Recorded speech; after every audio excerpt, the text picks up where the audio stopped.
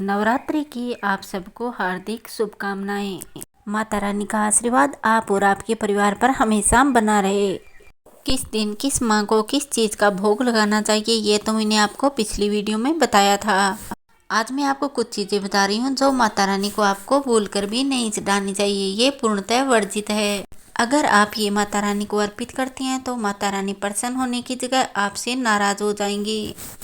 तो आइए अब हम जानते हैं कि वो कौन कौन सी वस्तु है जो माता रानी को नहीं चढ़ानी चाहिए, जो पूर्णतः वर्जित है।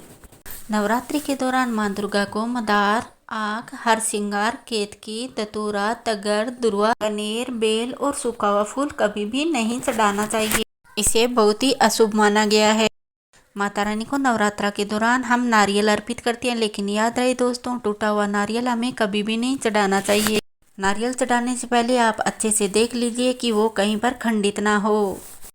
नवरात्रा के दौरान माता रानी को बतासे और लौंग का भोग लगाया जाता है। यही माता रानी का उत्तम भोग है। लेकिन याद रहे दोस्तों, दोनों ही चीज खंडित नहीं होनी चाहिए।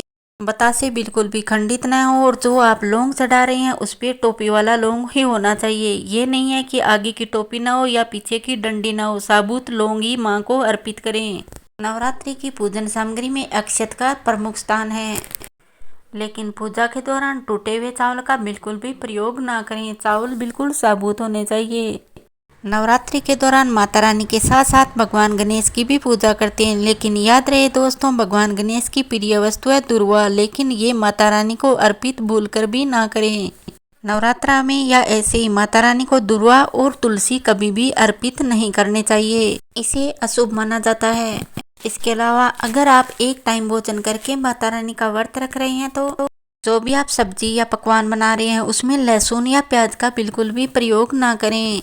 बिल्कुल शुद्ध और सात्विक भोजन ही लें।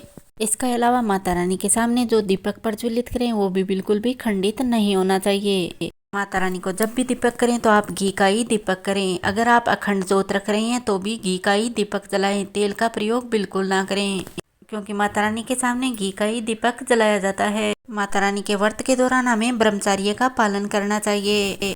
माता रानी को लाल रंग के पुष्प बहुत ही प्रिय हैं। जब भी आप माता रानी को पुष्प अर्पित करें तो लाल रंग के ही पुष्प अर्पित करें।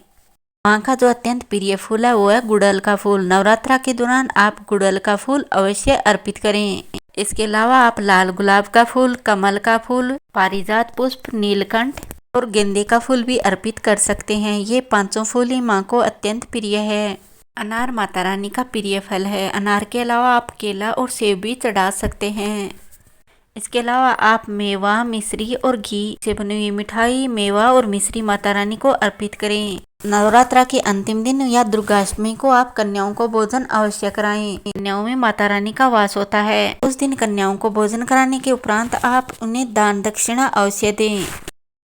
आप अपनी श्रद्धा अनुसार उन्हें कोई भी वस्तु दान दे सकते हैं। इसके साथ ही उन्हें फ्रूट अवश्य दान दें। ऐसा करने से माँ दुर्गा की कृपा दृष्टि आप और आपके परिवार पर पूरे साल बनी रहेगी। माँ के 9 रूपों में किस दिन किस माँ को किस चीज़ का भोग लगाना चाहिए ये मैंने अपनी पिछली वीडियो में बताया है। उसकी लिंक मैं अपने डिस्क्रिप्शन में दे दूंगी या आप मेरे चैनल पेज पर जाकर देख सकते हैं। वहाँ पर मैंने पूरी पूजा विधि, माता रानी को लगाए जाने वाले भोग, उसके बारे में विस्तार से बताया है।